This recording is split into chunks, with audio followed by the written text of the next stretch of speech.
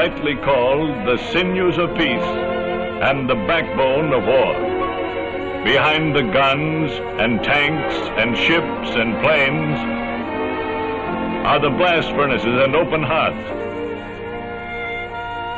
the electric furnaces and blooming mills. Tending these giant furnaces have always stood a breed of men apart, giants in the land, those men of steel.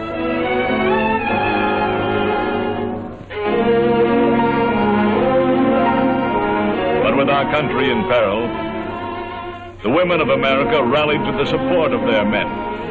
And here, in this almost the last great industry we thought could be handled only by men, these mothers, wives, and sweethearts came to stand shoulder to shoulder with them in almost every capacity.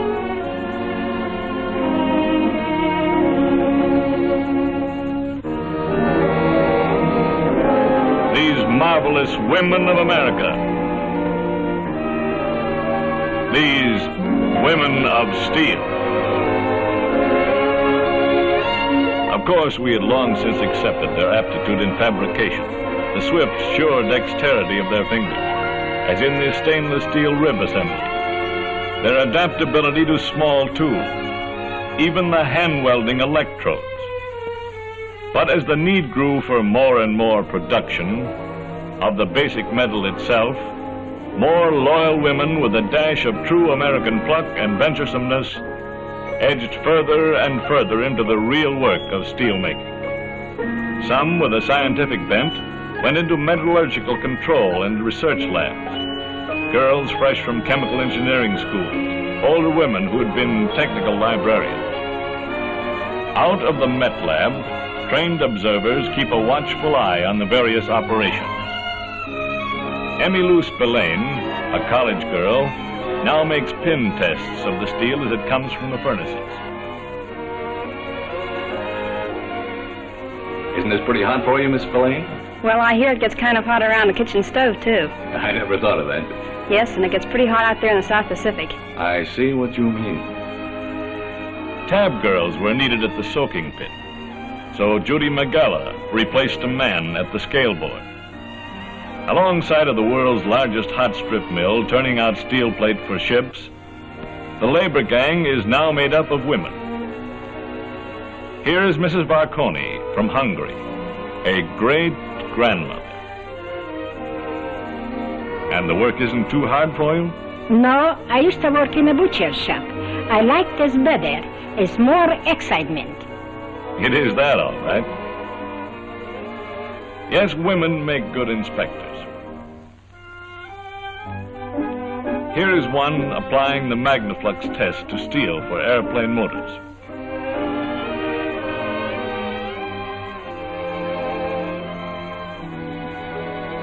They make good drivers, too. American girls raised to drive the family car find it no trick at all to handle trucks and tractors. Edith Stoner's husband is in Alaska. She took this job for the duration. How do you like your job, Mrs. Stoner? I love it.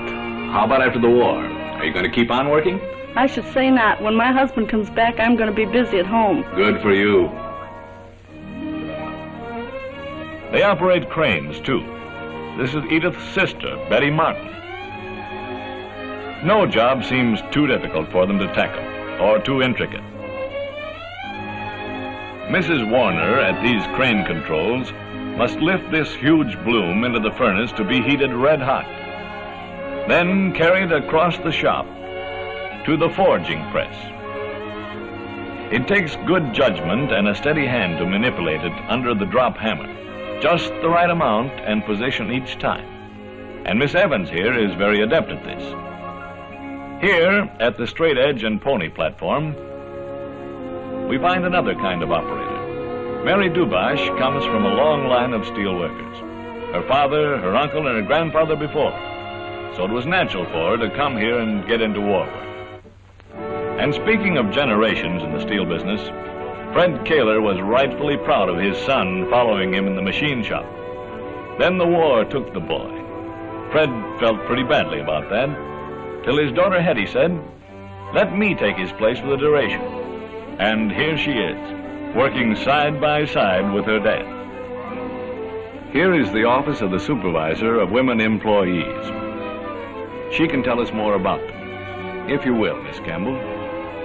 Women in steel are simply the result of realistic thinking. In time of war, you have to have steel. Well, you also have to have people to make it. With the Army taking men by the thousands, more than 16,000 from our plant so far, we had to find people to replace them.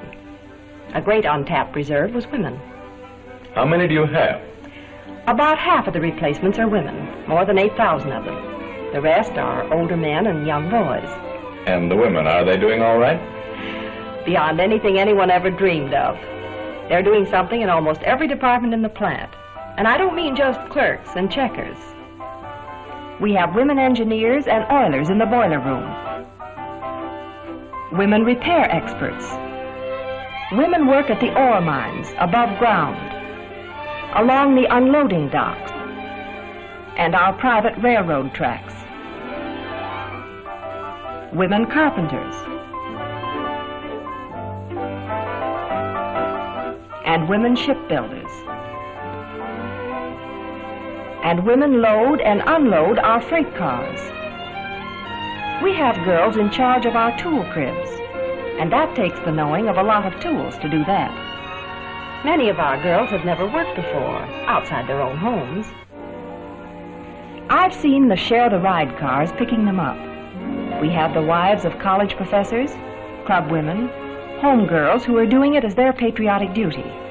And they all average more than 10% in war bonds. Of course, we've made the plants attractive for them. The women have their own lockers and wash-up rooms. They come out from work looking like business girls on vacation, really. These girls are thimblers on the tank tread line. One had her own beauty parlor, the other was formerly a cigarette girl in a nightclub. Some of them are like Mrs. Verneda Talon, who used to run a radio and music store. And Lee Dunning, who now welds on landing barges. Lee, what did you used to do? Believe it or not, I was a baby nurse. Well, quite a change to this. Yeah, but the hours are much shorter. What do you do with your spare time now? Recently, I've been interested in the Red Cross Blood Bank. I'm signed up for my 5th contribution. And what about after this war, Lee? Well, this job belongs to some soldier, and when he comes back, he can have it. Oh, that's swell. And Rosita Moser, who clerked in one of the country's finest department stores. Now she's in our reclaiming department. Isn't this a funny place for you? Not if it helps win the war. But after clerking in the fashionable store... I like it here, and it saves my clothes. Yes, I suppose it would. Did you ever try pleasing a bunch of women shoppers all day? No, I never did. Well, here I just have to please the boss, and he's a man. And that gives you an idea of the spirit here. These women are working around the clock, around the calendar. They do a man's job, and they can draw a man's pay. And they're doing it safely. They're safer here than in their own homes.